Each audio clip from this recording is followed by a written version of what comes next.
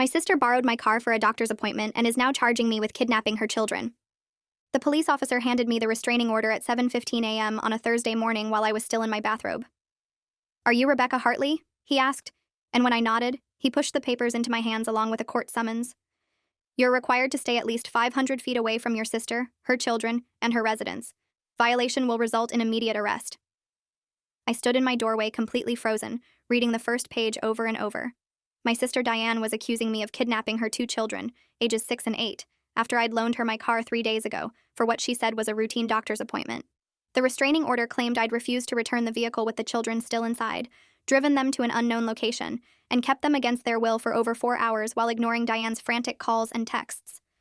The document demanded emergency custody protection and listed me as a dangerous threat to the children's safety. I read it 5 times, my hands shaking so badly the papers rattled. This was completely insane. I'd loaned Diane my Subaru because her minivan was in the shop. She'd asked to borrow it Tuesday morning, saying she had a doctor's appointment at 10 a.m. and would return it by early afternoon. I'd given her my keys without hesitation, because that's what sisters do. That's what family does. I tried calling Diane immediately, but her number went straight to voicemail. I left a message, my voice cracking with confusion and anger. "What the hell is this restraining order about? Call me right now and explain why you're accusing me of kidnapping Lily and Owen. This is insane, Diane. Call me back." I paced my apartment for 20 minutes, trying to make sense of what was happening. Tuesday had been completely normal. Diane picked up my car at 9:30 a.m., her kids in the back seat with their backpacks because she was dropping them at school after her appointment. I'd waved goodbye from my doorway, thinking nothing of it. She'd returned my car around 2 p.m., parked it in my designated spot, and left the keys in my mailbox with a thank you note. I still had that note.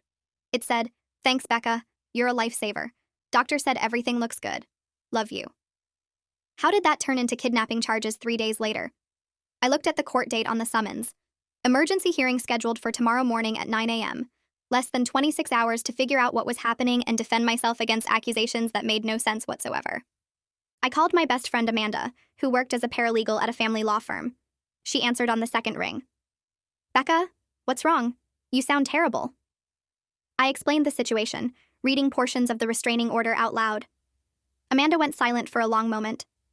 "This is serious," she finally said. "Kidnapping allegations, even false ones, can destroy your life. You need a lawyer immediately. I'm going to call my boss and see if he can squeeze you in today." She called back 15 minutes later with an appointment scheduled for 11 a.m. with an attorney named David Klein, who specialized in family law and false accusation cases.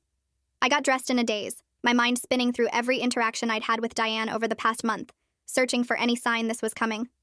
We'd always been close, despite our 8-year age gap. I was 34, she was 26. After our parents died in a car accident 4 years ago, we'd become even closer, supporting each other through grief and helping each other with daily life. I was the reliable older sister who babysat Lily and Owen regularly, who loaned money when Diane's husband lost his job last year, who showed up for school plays and birthday parties.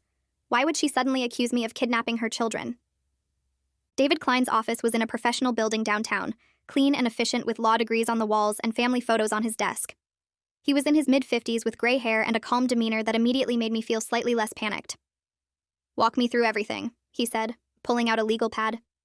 "Start with when your sister asked to borrow the car and end with receiving the restraining order this morning." I recounted every detail I could remember. Diane texting me Monday night asking if she could borrow my car Tuesday morning because her minivan was getting the transmission repaired. Me agreeing immediately because I worked from home and didn't need my car that day. Diane arriving at 9:30 a.m. with Lily and Owen, explaining she had a doctor's appointment and would drop the kids at school first. Me watching her drive away. Her returning the car around 2 p.m. with the thank you note. No phone calls or texts between us during the day. Nothing unusual or concerning. Then complete radio silence until the restraining order appeared this morning. David listened carefully, taking notes. "Did you have any disagreements with your sister recently? Any conflicts over money, parenting decisions, family matters?" I shook my head. "Nothing significant. The usual sister stuff, but nothing serious. Last time I saw her was Sunday at my apartment. She brought the kids over and we watched movies together. Everything was completely normal." David tapped his pen against his notepad. "The restraining order claims you refused to return the vehicle with the children inside and drove them to an unknown location. Obviously that's false since your sister returned the car herself. But the question is why she's making this claim now, 3 days after the fact." He paused, his expression growing more serious. "Rebecca, I need to ask you something difficult. Is there any possibility your sister is trying to frame you for something? Any reason she might want to damage your reputation or create legal problems for you? The question hit me like cold water. Frame me? Why would Diane want to frame me? David must have seen my confusion because he continued. Sometimes family members make false accusations for financial reasons, custody disputes, insurance fraud, or because they're being pressured by someone else. We need to understand her motivation. I thought about Diane's life, trying to identify anything that might explain this. Her husband Greg worked in construction, currently between jobs after being laid off 9 months ago. They were struggling financially. I knew that. Diane had asked to borrow money twice in the past 6 months, and I'd given her $2,000 total without expecting repayment. They'd been stressed about making rent, about providing for the kids, about Greg's inability to find steady work. But would financial desperation drive Diane to falsely accuse me of kidnapping? David seemed to read my thoughts. Financial motivation is the most common reason for false accusations between family members. If your sister is in debt or facing eviction, she might see a lawsuit as a way out, or her husband might be pressuring her. He pulled out his phone. I'm going to make some calls and see what I can find out about your sister's current situation. In the meantime, do not contact her under any circumstances. The restraining order makes that illegal, and any violation will be used against you in court. He scheduled me for a full consultation tomorrow morning before the hearing, telling me to bring any documentation I had. Texts with Diane, the thank you note, anything proving I'd simply loaned her my car. I left David's office feeling marginally better, but still completely confused. Back home, I went through every text message between Diane and me for the past 3 months. Our conversations were normal sisterly exchanges, planning family dinners, coordinating babysitting schedules, sharing funny memes about parenting. Nothing remotely suggesting conflict or that she was planning to accuse me of anything. I found the text from Monday night where she'd asked to borrow my car. Hey Becca, my van is in the shop until Wednesday. Can I borrow your car tomorrow morning? I have a doctor appointment at 10 and need to drop the kids at school. I'll have it back by early afternoon. I'd responded immediately. Of course. Come by around 9:30 and grab the keys. Hope everything's okay with the appointment. She'd replied with a heart emoji and, thanks sis, you're the best. I screenshot everything and emailed it to David's office. Then I searched my apartment for the thank you note Diane had left with my keys. I found it in the kitchen drawer where I'd tossed it Tuesday afternoon, not thinking it would ever matter. The note was written on pink stationery in Diane's handwriting. Thanks, Becca. You're a lifesaver. Doctor said everything looks good. Love you. I took photos from multiple angles, preserving evidence of her gratitude. That evening, Amanda came over with takeout and moral support. David Klein is excellent, she said, unpacking Chinese food on my coffee table. If anyone can get this dismissed quickly, it's him. But Becca, you need to prepare yourself for this getting worse before it gets better. False accusations are hard to disprove because you're essentially proving a negative. I picked at my fried rice, appetite gone. I don't understand why she's doing this. We're sisters. I've helped her constantly since Mom and Dad died. I've been there for her kids, loaned her money, supported her through everything. Why would she turn on me? Amanda hesitated, then said something I'd been trying not to think about. Is it possible Greg is behind this? You said he's been unemployed for months and they're desperate for money. Maybe he convinced Diane to file a false claim thinking you'd settle to make it go away. The thought made me sick. Greg had always seemed decent enough, if a bit irresponsible with money. But desperate people do desperate things. If he'd convinced Diane that falsely accusing me was their way out of financial trouble, she might have gone along with it, especially if he'd framed it as protecting their family. I barely slept that night, my mind racing through worst-case scenarios. What if the judge believed Diane's story over mine? What if I was arrested for kidnapping? I worked as a freelance graphic designer, and a criminal record would destroy my career. Clients wouldn't work with someone accused of kidnapping children. I'd lose everything over something I didn't do. Morning came too quickly. I met David at his office at 8 a.m., an hour before the hearing. He'd compiled a folder of evidence supporting my innocence. The text messages showing Diane asked to borrow my car, the thank you note she'd left, and something new David had discovered. I pulled your car's GPS records, he said, showing me a printout. Modern vehicles track everywhere they go through their built-in navigation systems. Your Subaru's records show it went from your apartment to Greenfield Elementary School at 9:47 a.m. Tuesday, then to Valley Medical Center at 10:03 a.m., then back to the school at 11:52 a.m. for pickup, then to McDonald's at 12:15 p.m., then back to your apartment at 1:58 p.m. The vehicle was never driven anywhere unusual or held anywhere for 4 hours as your sister claims. This was huge. Objective electronic evidence proving Diane's story was false. David continued. The GPS also shows the vehicle was only driven by one person that day. No stops at secondary locations, no deviations from a normal school appointment home route. Your sister drove to her appointment, picked up her kids, got them lunch, and returned your car. Exactly what she said she was doing. He looked up from the printout. But here's what concerns me. Why is she lying about something so easily disprovable? Either she didn't think about the GPS records, or she doesn't care because she's desperate enough to lie anyway. We drove to the courthouse together, David carrying his folder of evidence. The family court building was crowded with people dealing with custody disputes, domestic violence cases, and emergency hearings. We checked in with the clerk and waited in a small conference room for our case to be called.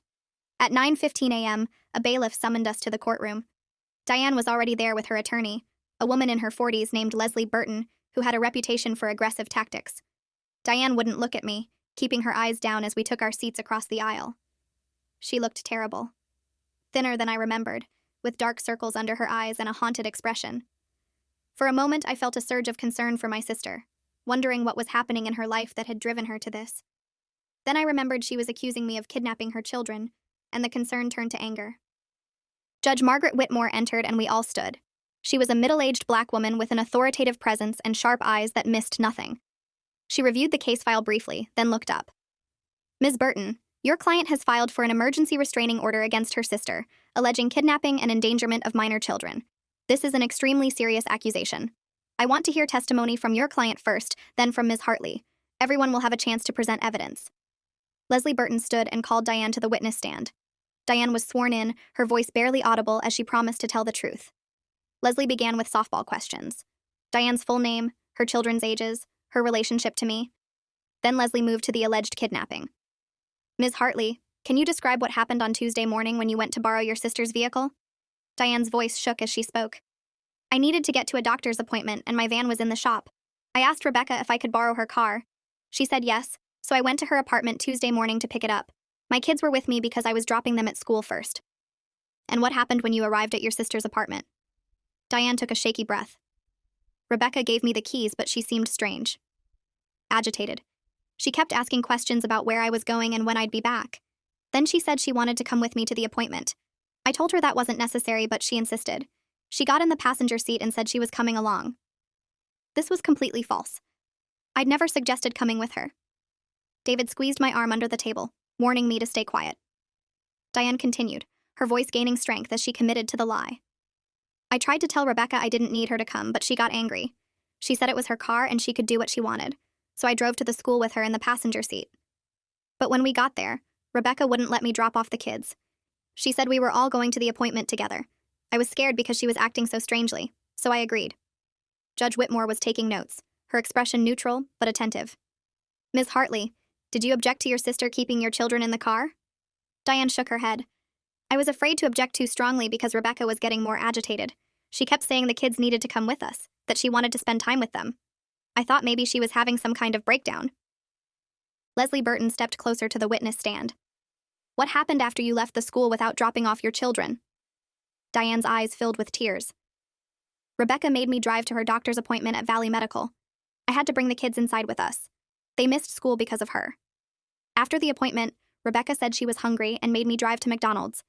The whole time I was texting my husband trying to tell him something was wrong, that Rebecca had basically taken control of my car and was keeping the kids with her. This was an elaborate, detailed lie. I'd never been in the car.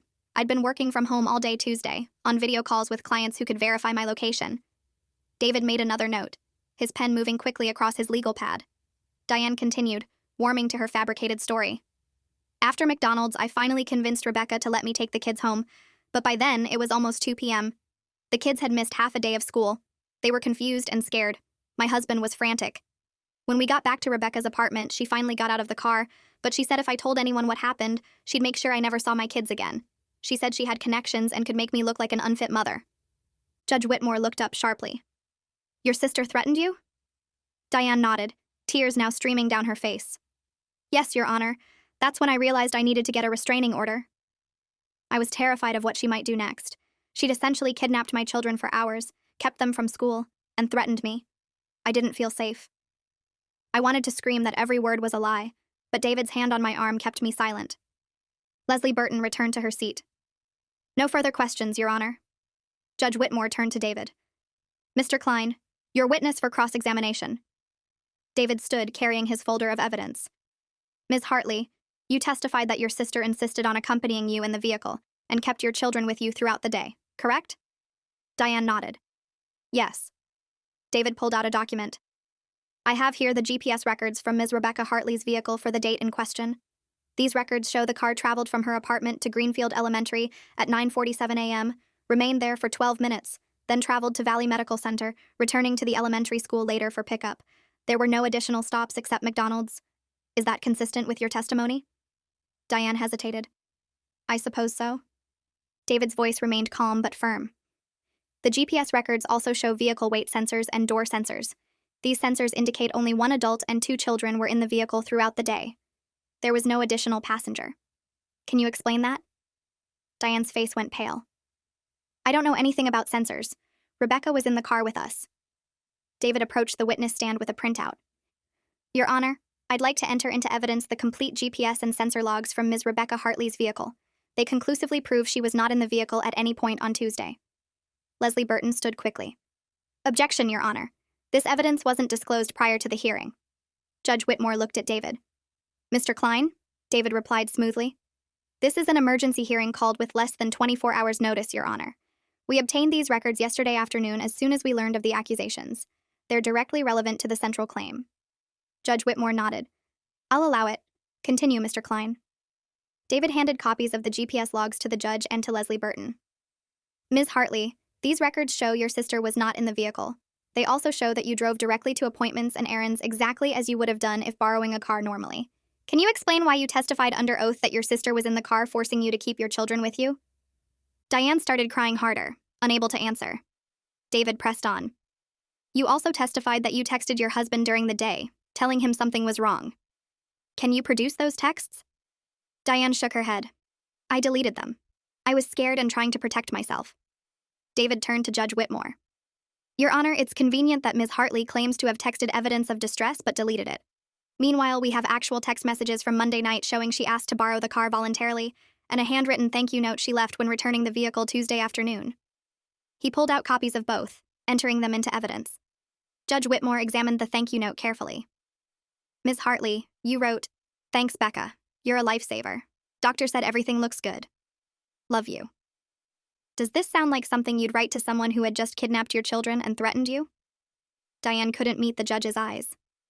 I was trying to keep things calm so she wouldn't get angry again. David's voice sharpened. Or perhaps you wrote a genuine thank you note because nothing unusual happened, and you're now fabricating this entire story for other reasons. Leslie Burton stood. Objection. Argumentative. Judge Whitmore sustained the objection, but the damage was done. Diane's story was falling apart in real time. David returned to his seat. No further questions, Your Honor. Judge Whitmore looked at Diane, her expression stern. Ms. Hartley, I'm deeply troubled by inconsistencies in your testimony. The physical evidence contradicts your claims entirely. Before I hear from Ms. Rebecca Hartley, I want to ask you directly. Is there any truth to your allegations that your sister kidnapped your children? Diane broke down completely, sobbing so hard she couldn't speak. Leslie Burton approached the bench. Your Honor, may I have a moment with my client? Judge Whitmore nodded, calling a 15-minute recess. David and I waited in the conference room while Diane and her attorney talked in the hallway. Through the small window in the door, I could see Diane crying while Leslie spoke to her urgently. When we returned to the courtroom, Diane looked completely defeated. Judge Whitmore resumed her seat.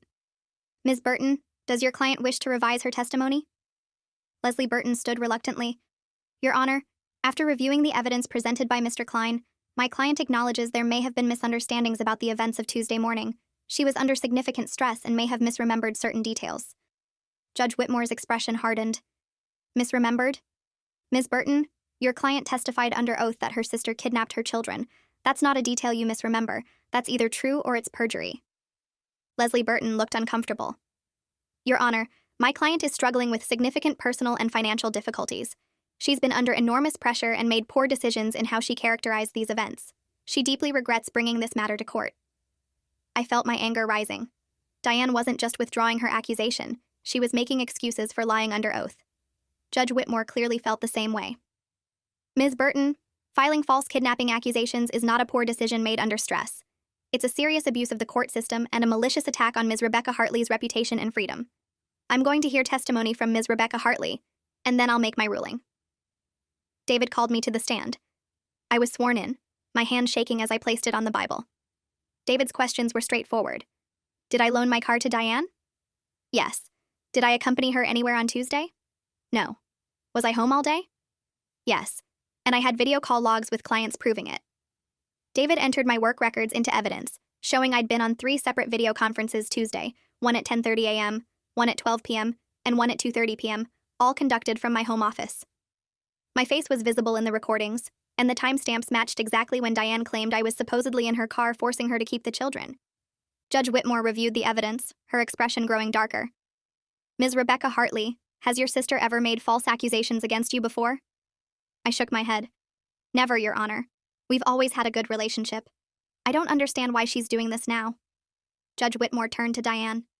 Ms. Diane Hartley, I want an explanation. Why did you file these false accusations against your sister? Diane stood, her voice barely a whisper. I'm sorry. I'm so sorry. I didn't know what else to do. Judge Whitmore's voice turned sharp. That's not an answer. Why did you accuse your sister of kidnapping? Diane broke down again, and Leslie Burton tried to intervene, but Judge Whitmore cut her off. Ms. Burton, your client will answer my question or face contempt charges. Diane finally spoke, her words coming out in a rush. My husband and I are about to be evicted. We're 3 months behind on rent and the landlord filed eviction proceedings. Greg lost his job almost a year ago and can't find anything steady. We're drowning in debt. I thought if I accused Rebecca of something terrible, maybe she'd settle and give us money to make it go away. Greg said people settle false accusations all the time because it's cheaper than fighting them in court. The courtroom went completely silent. My stomach turned as I understood what had happened. Greg had convinced Diane to frame me for kidnapping, betting I'd pay them off rather than endure a public legal battle. They'd planned to extort money from me using their own children as props in a fabricated crime. Judge Whitmore's voice was ice cold. So you conspired with your husband to commit fraud, perjury, and abuse of the legal system to extort money from your sister who, by all accounts, has been nothing but supportive of you and your family? Diane couldn't answer, sobbing into her hands. Judge Whitmore looked disgusted. I'm dismissing this restraining order immediately. Ms. Rebecca Hartley is free to go about her life without restriction. As for you, Ms. Diane Hartley, I'm referring this matter to the district attorney's office for potential perjury charges. Making false statements under oath is a crime, and filing false police reports and court documents is prosecutorial fraud. You may face criminal charges. She turned to Leslie Burton. Ms. Burton, did you know your client's allegations were false when you filed this case? Leslie Burton looked genuinely shocked. Absolutely not, Your Honor. I believed my client's statements when she retained my services. Had I known she was fabricating evidence, I would never have taken this case. Judge Whitmore nodded. I believe you, Ms. Burton, which is why I'm not sanctioning you. But your client has abused this court's time and resources, made serious false accusations against an innocent woman, and committed perjury. I take these matters extremely seriously. She gathered her papers. Ms. Rebecca Hartley, I apologize on behalf of this court that you were subjected to these false accusations. You're free to go. Mr. Klein, if your client wishes to pursue a civil suit for defamation, emotional distress, or malicious prosecution, she would have strong grounds. Court was adjourned. I sat frozen in my seat, unable to process what had just happened. Diane had admitted everything. She'd tried to frame me for kidnapping her own children because she and Greg needed money. David touched my shoulder gently. Rebecca, we should leave before the reporters outside start asking questions. This kind of case attracts media attention. I stood on shaky legs and followed David out of the courtroom. As we passed Diane, she reached out toward me. Becca, please, I'm so sorry. I never meant for it to go this far. Greg said you'd just give us the money and we'd drop it. Please forgive me. I stopped and looked at my sister, seeing a stranger. You tried to destroy my life. You accused me of kidnapping Lily and Owen. Do you understand what that accusation could have done to me? Even if I'd been cleared, people would always wonder. You were willing to sacrifice me to save yourself. Diane kept crying. I was desperate. We're going to lose our apartment. The kids won't have anywhere to live. I thought you'd help us. I felt my own tears starting but forced them back. I've helped you constantly since Mom and Dad died. I gave you money, babysat your kids, supported you through everything. And the first time you really needed help, instead of asking me directly, you tried to frame me for a crime. You chose to destroy me rather than trust me. David guided me toward the exit. Behind us, I heard Leslie Burton telling Diane she was withdrawing as her attorney, unwilling to represent someone who'd lied to her so completely. Outside the courthouse, the morning sun felt too bright, the world too normal after what had just happened inside. David walked me to my car. Rebecca, I know you're processing a lot right now, but we need to discuss next steps. Your sister admitted to perjury and attempted fraud. The DA will likely press charges, but that's their decision.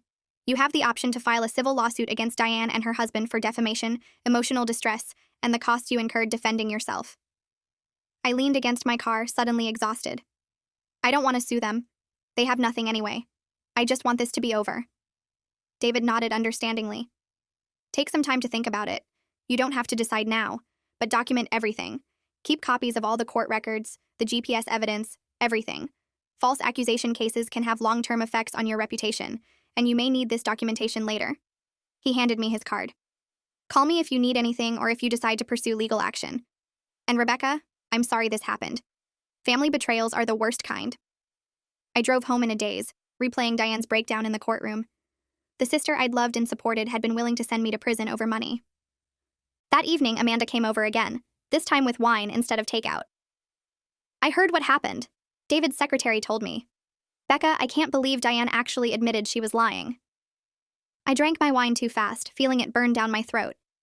She said Greg told her I'd just settle to make it go away. They thought I'd pay them rather than fight. They bet on me being too scared or too embarrassed to defend myself. Amanda shook her head in disbelief. What kind of person does that to family? I'd been asking myself the same question all day. The Diane I knew, or thought I knew, would never do something so cruel. But financial desperation changes people. Or maybe I'd never really known my sister at all. Over the next few days, I tried to return to normal life. I worked on client projects, caught up on email, avoided social media where a few local news outlets had picked up the story of the false kidnapping accusation. Most coverage was sympathetic to me, portraying me as the victim of my sister's desperate fraud. But some comments speculated about what I might have done to make Diane so desperate she'd resort to false accusations. Those comments hurt worse than the accusation itself because they suggested I'd somehow driven my sister to this. A week after the hearing, I received a call from the district attorney's office. A prosecutor named Angela Foster wanted to meet with me about pressing charges against Diane. I agreed, though part of me just wanted to forget this had ever happened. Angela Foster's office was in the downtown criminal courts building, a stark contrast to the family court where I'd defended myself.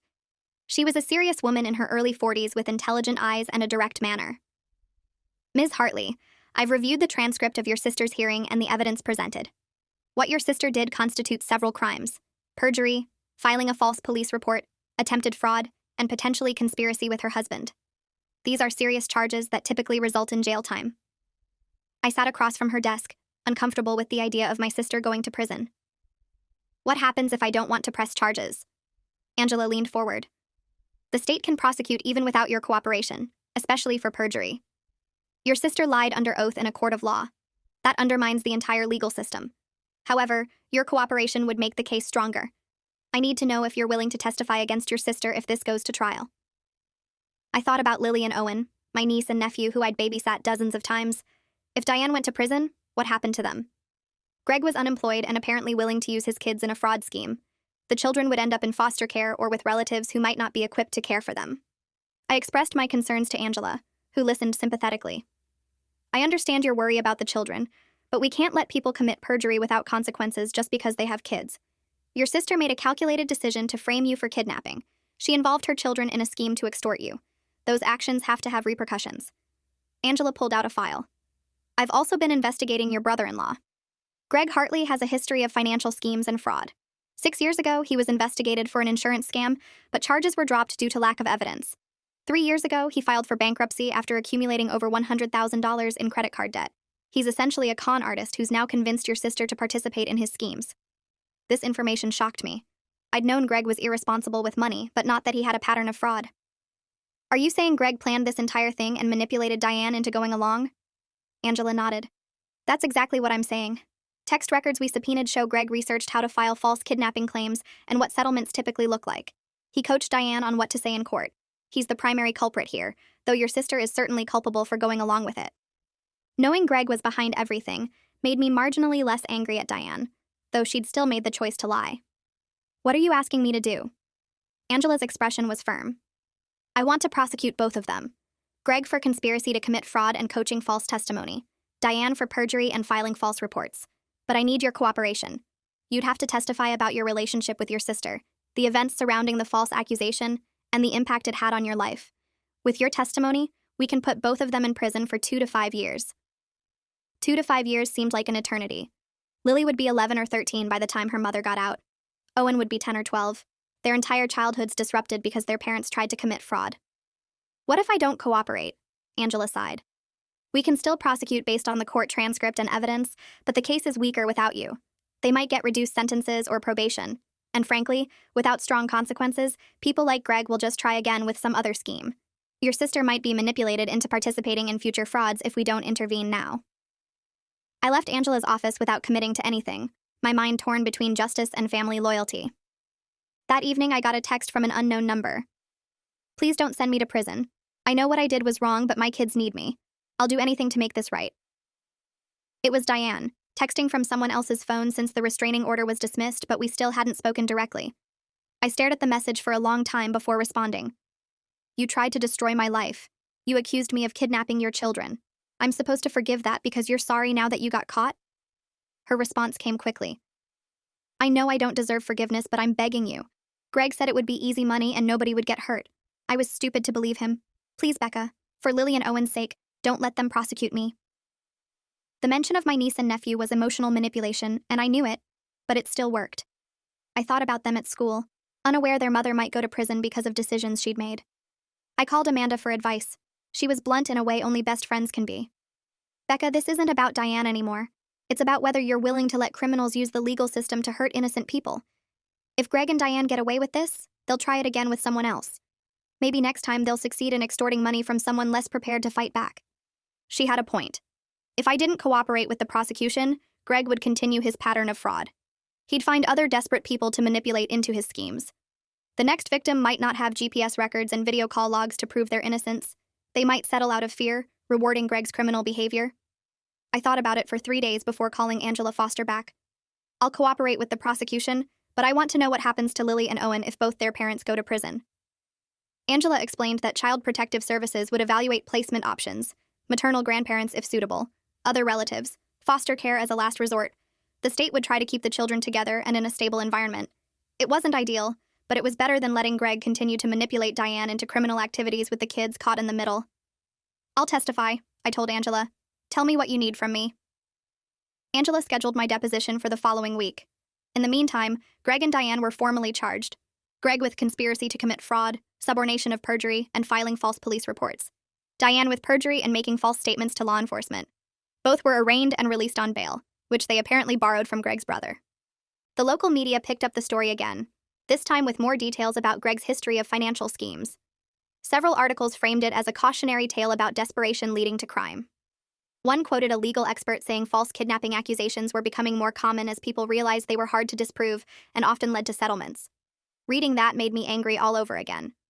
My sister and brother-in-law had been part of a trend, betting that the legal system's slowness and the social stigma of being accused would force me to pay rather than fight. My deposition took place in Angela's office with a court reporter present. She asked detailed questions about my relationship with Diane, our family history, the day I loaned her my car, and the emotional impact of being falsely accused. I answered everything honestly, though some questions were painful.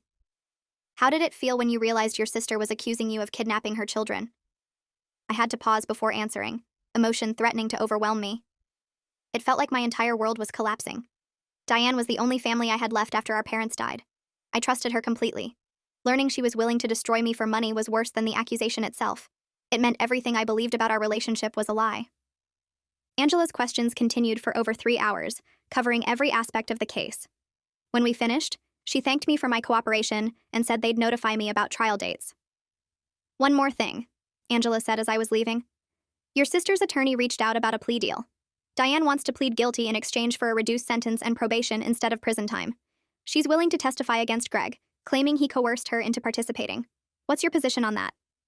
I thought about it.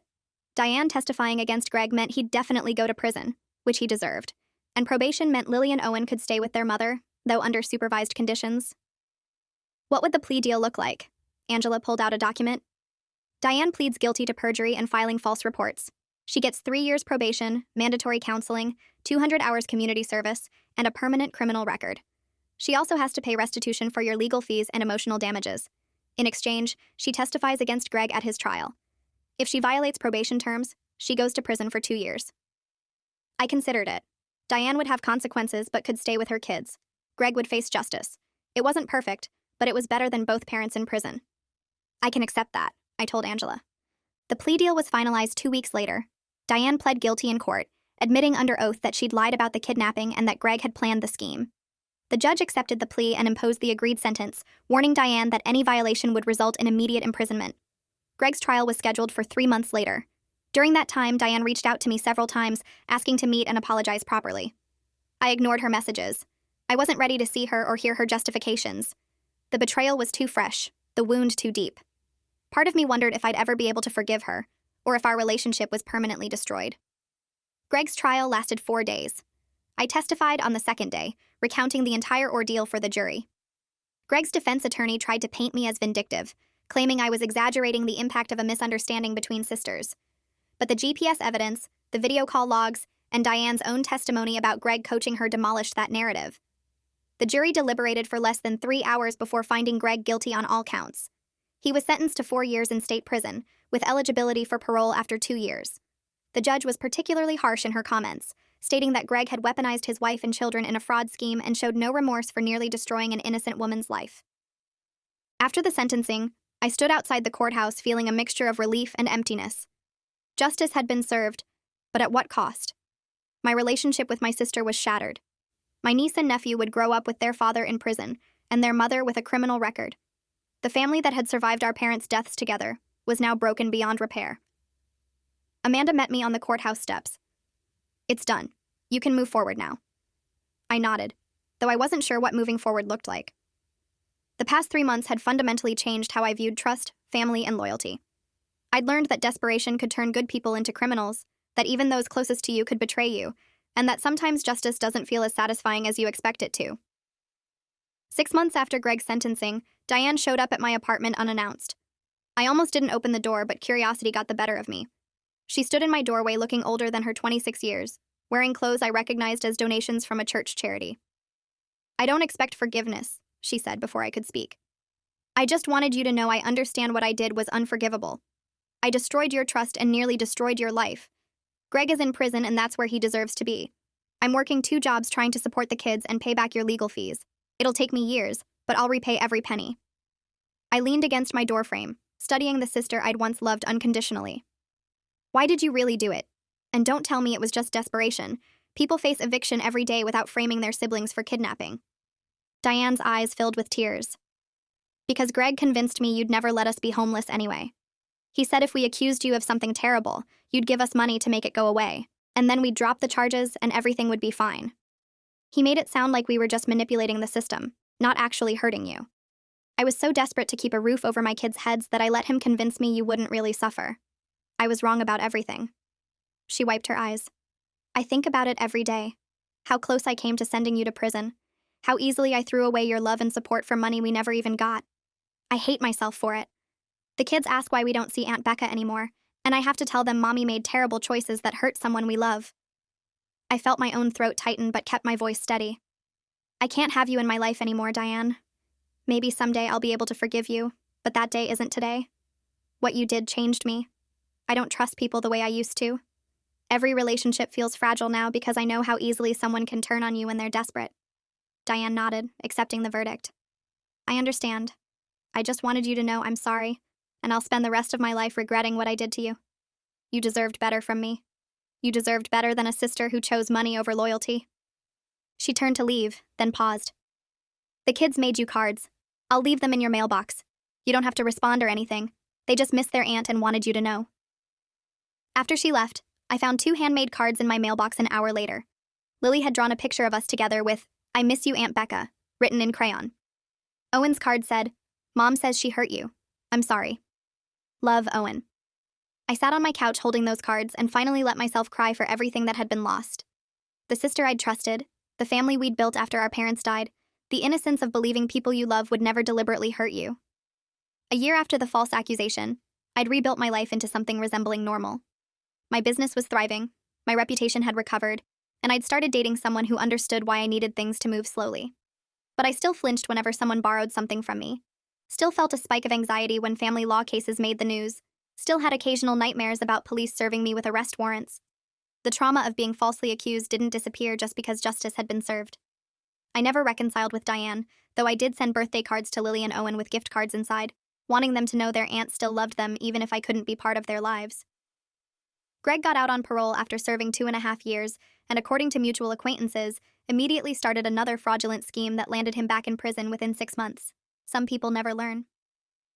3 years after everything happened, I was contacted by a journalist writing a book about false accusations in the legal system. She wanted to interview me about my experience and how it had affected my life long term. I agreed, thinking maybe sharing my story could help others who faced similar situations understand they weren't alone in the trauma and confusion of being falsely accused by someone they trusted. During the interview, the journalist asked if I'd ever forgiven my sister. I thought about it carefully before answering. I've forgiven her for being desperate and making terrible choices under pressure from her husband. I understand how financial desperation can warp your judgment and make impossible things seem reasonable, but I haven't forgiven her for choosing to destroy me rather than asking for help. That choice revealed something about her character I can never unsee. The journalist nodded, making notes. Do you think you'll ever have a relationship with her again? I looked out the window of the coffee shop where we were meeting, watching strangers go about their normal lives, unaware of how quickly everything could fall apart. I don't know. Some betrayals cut too deep to fully heal. But I've learned that family isn't just about blood. It's about loyalty, trust, and choosing each other even when things are hard. Diane stopped being my family the day she chose to accuse me of kidnapping her children. Maybe someday that will change, but I'm not holding my breath. The journalist's article came out 6 months later in a national magazine. It told my story alongside 3 others about people who'd been falsely accused by family members in various schemes. The common thread was financial desperation driving people to betray those closest to them, and the long-lasting psychological impact on victims even after being exonerated. My inbox flooded with messages from people who'd experienced similar betrayals, thanking me for speaking publicly about something many kept hidden out of shame. Reading their stories helped me understand I wasn't alone in the complicated grief of losing family to their own bad choices. 5 years after the false accusation, I ran into Diane again at our parents' grave on the anniversary of their death. We'd apparently had the same idea about when to visit. We stood on opposite sides of their shared headstone, the awkwardness thick between us. I still come every year, Diane said quietly, to tell them I'm sorry I destroyed our family after they worked so hard to build it. I placed flowers on the grave. They'd be disappointed in both of us. You for what you did, me for being unable to forgive it. Diane flinched but didn't argue. The kids are doing okay. Lily's 11 now, Owen's 9. They're good kids despite everything their parents put them through. They still ask about you sometimes. I felt the familiar ache of missing my niece and nephew, of grieving the relationship we should have had. I'm glad they're doing well. Diane took a breath. Greg's in prison again. Different fraud scheme. I divorced him 2 years ago.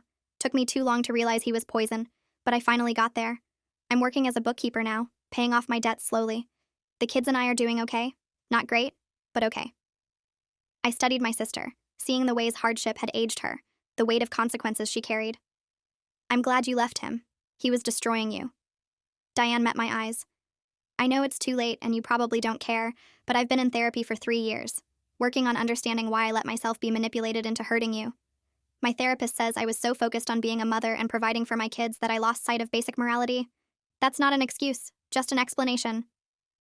We stood in silence for a few minutes, both of us lost in memories of when our family had been whole and happy. Finally, Diane spoke again. I don't expect reconciliation. I just want you to know I'm becoming someone who would never do what I did to you. It's taken years and it's still a work in progress, but I'm trying to be better. I surprised myself by believing her. I hope you succeed. As I walked back to my car, Diane called after me. If you ever want to see the kids, even just for coffee or something casual, they'd love that. No pressure, and I understand if you say no. But the offer stands. I didn't answer, but I didn't say no either. 6 months later, I sent Diane a text asking if we could meet for coffee to talk about possibly seeing Lily and Owen. It wasn't forgiveness, not exactly, but it was acknowledgement that family is complicated, and sometimes people deserve a chance to prove they've changed. We met at a neutral location, a coffee shop halfway between our apartments. Diane brought photos of the kids, showing me how much they'd grown. We talked carefully, both of us aware we were navigating fragile ground. If I see them, it's for them, not for you, I told her bluntly. I'm not ready to rebuild our relationship, but they're innocent in all this, and they shouldn't lose their aunt because of your choices. Diane nodded, tears in her eyes. That's more than fair. Thank you. We started slowly. Once a month, I'd take Lily and Owen out for ice cream or to a movie. Diane would drop them off and pick them up, and we'd exchange polite pleasantries, but nothing deeper. The kids were cautious at first, unsure of why their aunt had disappeared for years, but gradually they relaxed. Lily told me about school and her friends. Owen showed me his drawings and talked about wanting to be an artist someday. Being with them hurt in a way I hadn't expected, reminding me of all the years I'd missed. Birthdays and school plays and everyday moments that should have been shared but weren't because their mother had tried to frame me for kidnapping them. But seeing them also healed something, reminded me that good things can survive bad circumstances. 2 years into our careful reconciliation, Diane asked if we could talk privately. We met at the same coffee shop, and she handed me a check for $43,000. It's the full amount of your legal fees from the case. It took me 7 years, but I've repaid every penny. I stared at the check, overwhelmed by competing emotions. Relief that the financial burden was finally resolved. Anger that it had taken so long. Sadness that money was somehow supposed to balance what she'd done. Thank you, I said finally, because acknowledging the effort seemed important even if the money didn't erase anything. Diane's voice was steady but emotional. I know paying you back doesn't fix what I broke, but it was important to me that I fulfill at least this one obligation. I destroyed your trust and nearly destroyed your life. The least I could do was make sure you weren't financially punished for my crimes. We sat in silence for a moment before I asked the question that had been haunting me for 7 years. Do you think we'll ever really be sisters again? Not just people connected by blood and children, but actual sisters who trust each other? Diane took a long time to answer. I don't know. I hope so. But I also understand if the answer is no. What I did was unforgivable. The fact that you let me back into your life enough to see the kids is more grace than I deserve. Anything beyond that would be a gift I have no right to expect. She was right, and hearing her acknowledge it without making excuses or asking for more than I could give felt like a tiny step toward healing. I'm glad you understand that, I said. Because I'm still angry.